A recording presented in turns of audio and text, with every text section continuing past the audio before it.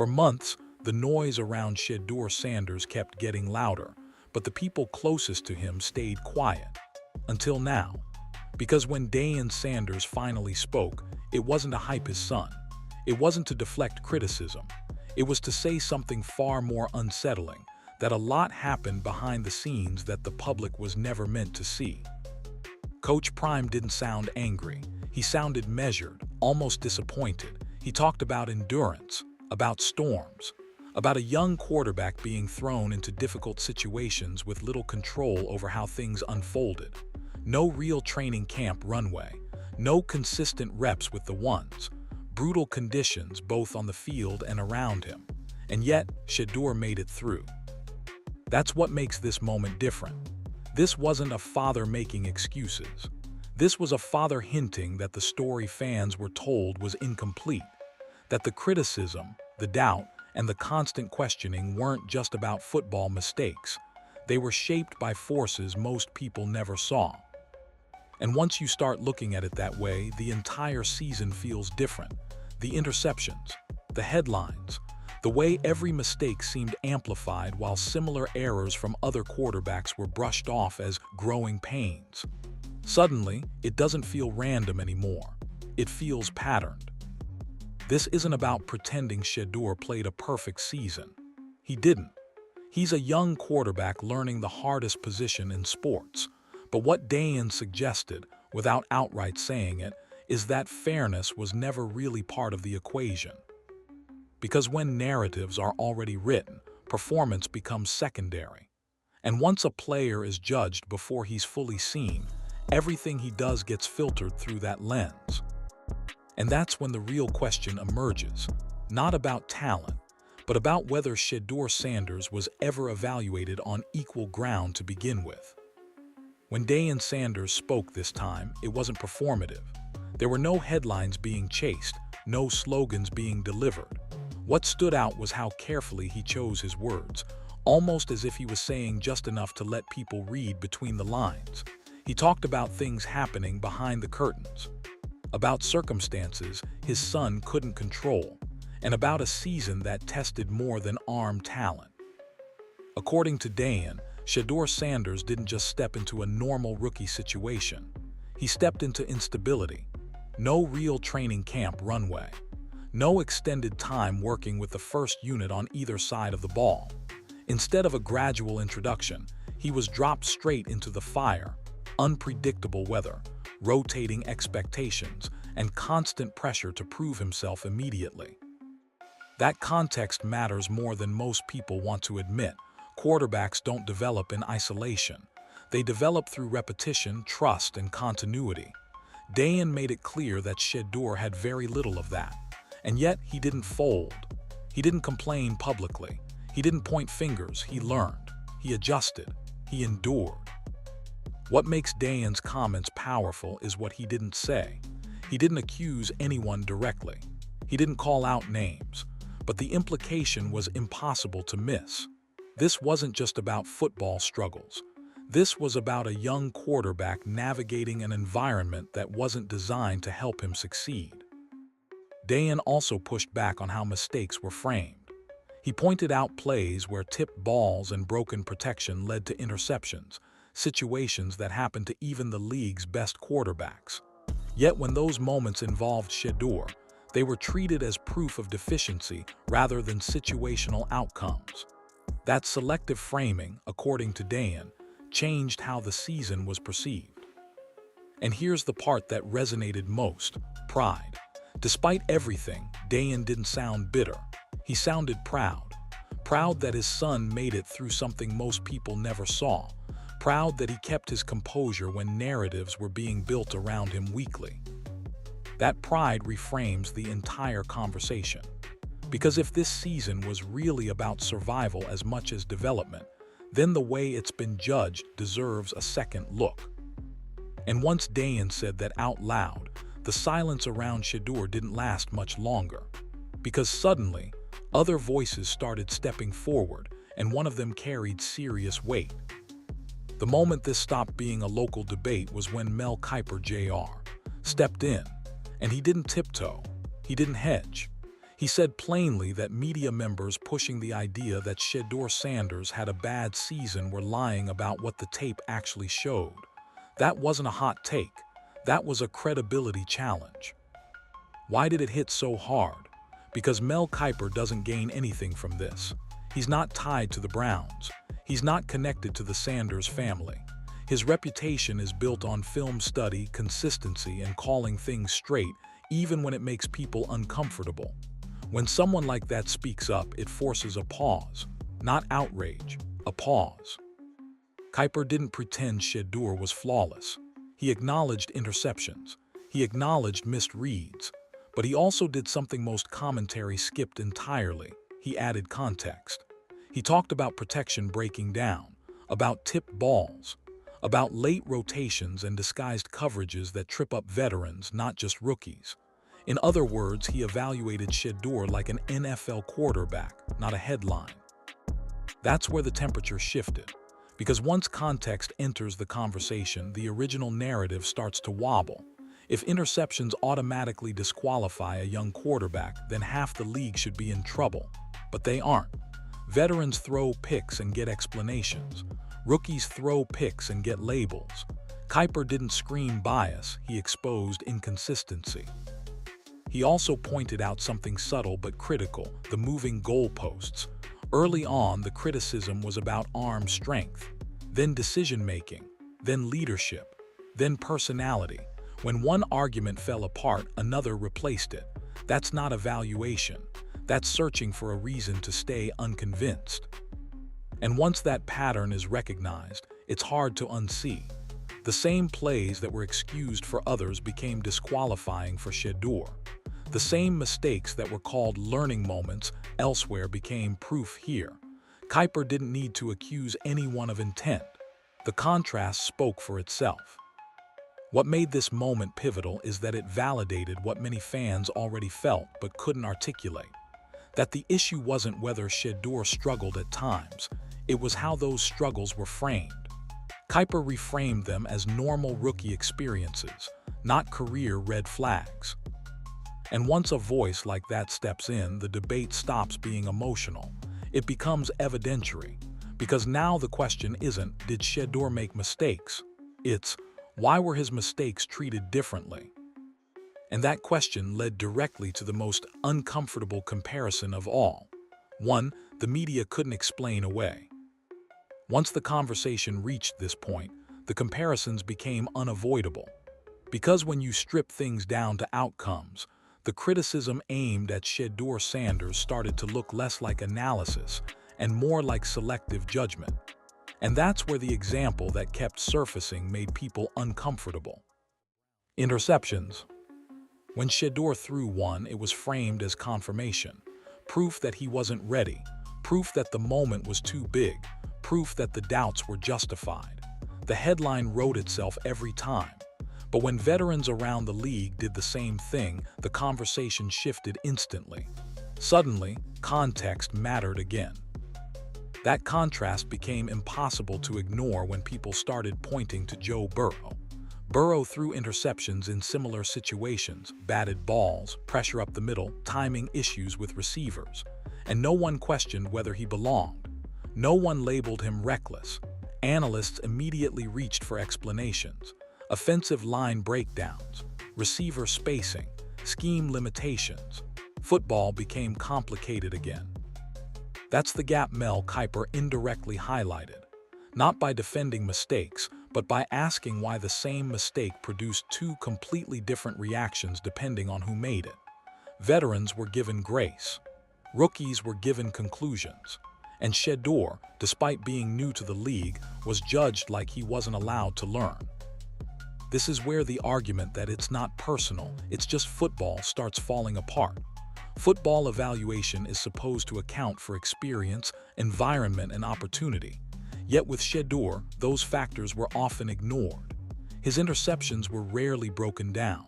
They were counted, tallied, used as shorthand for readiness without digging into how or why they happened. What made this feel even more lopsided was how fast the verdict arrived. One bad read didn't become a teaching moment. It became a narrative checkpoint. One tipped ball didn't become bad luck. It became a red flag. Meanwhile, other quarterbacks were allowed entire seasons of inconsistency before their futures were questioned. That's not how development usually works. Quarterbacks grow through mistakes. They learn timing. They adjust to speed. They fail publicly before they stabilize. Everyone accepts that until the quarterback in question doesn't fit the pre-approved image of patience. And that's the part no one could cleanly explain. Why was Shedeur being evaluated as if he'd already used up his grace period? Why did every mistake feel final? Why did context disappear the moment his name entered the conversation? Once those questions surfaced, it stopped being about stats entirely. It became about standards. And once standards aren't applied evenly, credibility starts slipping. Because if interceptions are disqualifying, then they should be disqualifying for everyone. And if they aren't, then the criticism was never really about interceptions at all. And that realization opened the door to an even deeper issue, one that had nothing to do with arm talent or box scores, and everything to do with perception. This is where the conversation took an even sharper turn, because once the football argument started to fall apart, the focus quietly shifted to something harder to quantify: personality. And that's when Shedeur Sanders stopped being evaluated like a quarterback and started being judged like a headline. Confidence became the new issue. Not poor reads, not footwork, not preparation, confidence. The same trait that gets praised as leadership in other quarterbacks suddenly became arrogance when attached to Shedeur. The same calm demeanor that's called poise elsewhere was reframed as entitlement. And the same media presence that makes other players marketable was turned into something suspicious. That shift didn't happen by accident. It happened because once a player survives the football scrutiny, the narrative looks for another angle to lean on. And personality is the easiest one to twist because it's subjective. You don't need film. You don't need stats. You just need vibes. Shedeur didn't yell, he didn't deflect, he didn't point fingers, he spoke clearly. He owned mistakes. He answered questions directly, but instead of that being seen as maturity, it was framed as rehearsed, controlled, too polished, as if being comfortable in front of a camera was somehow proof that he wasn't serious about football. And here, where the double standard became undeniable. Other quarterbacks celebrate touchdowns, flash confidence, and speak boldly about expectations.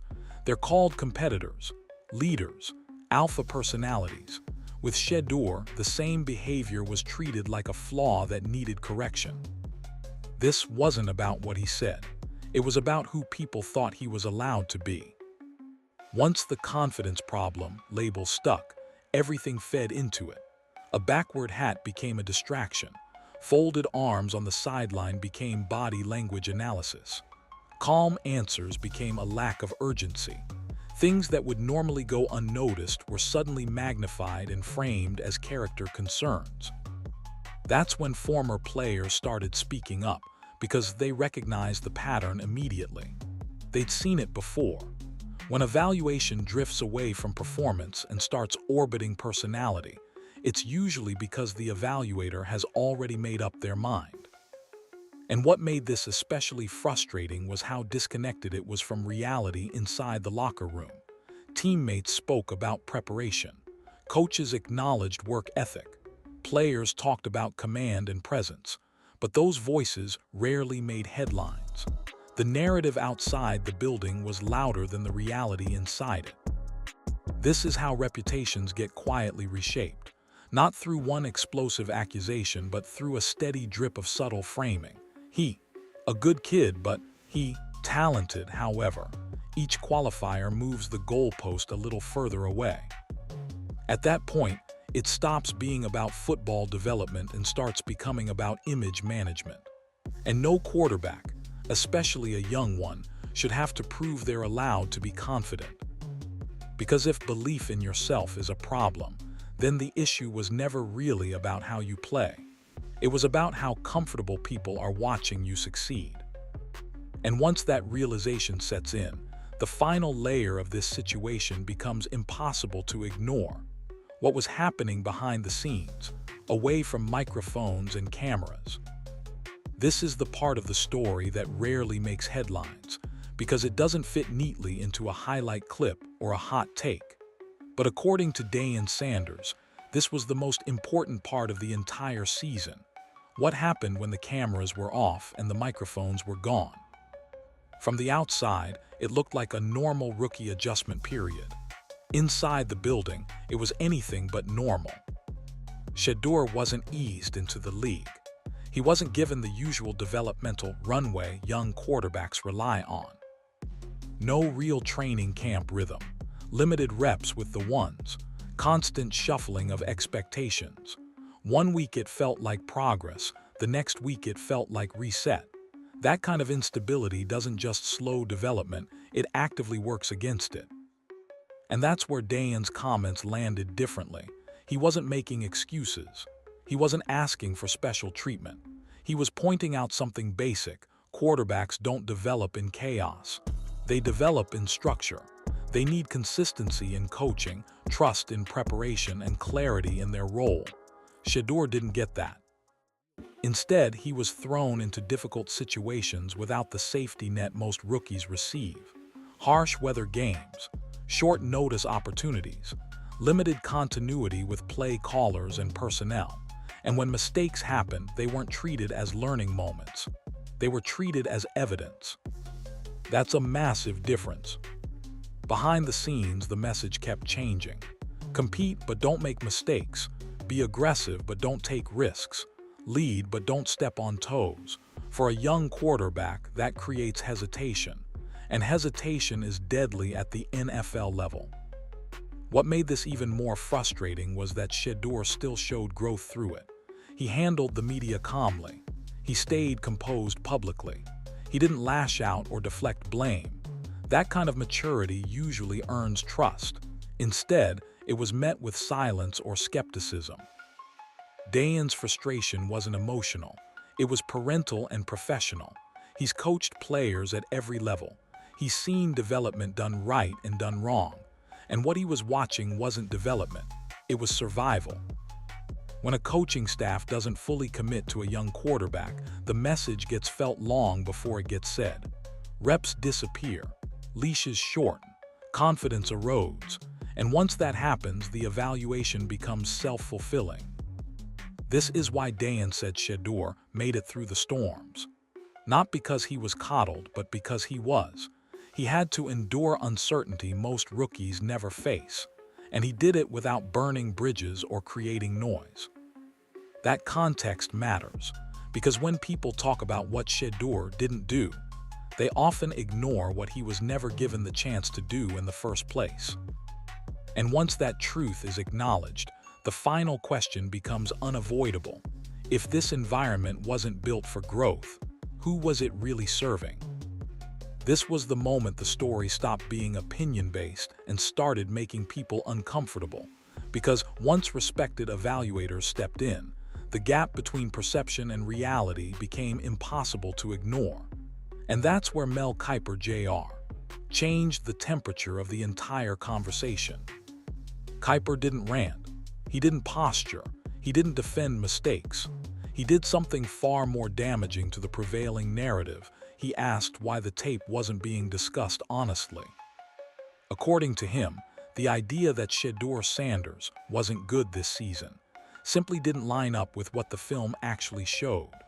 And when someone with decades of credibility says that out loud, it forces people to confront an uncomfortable possibility.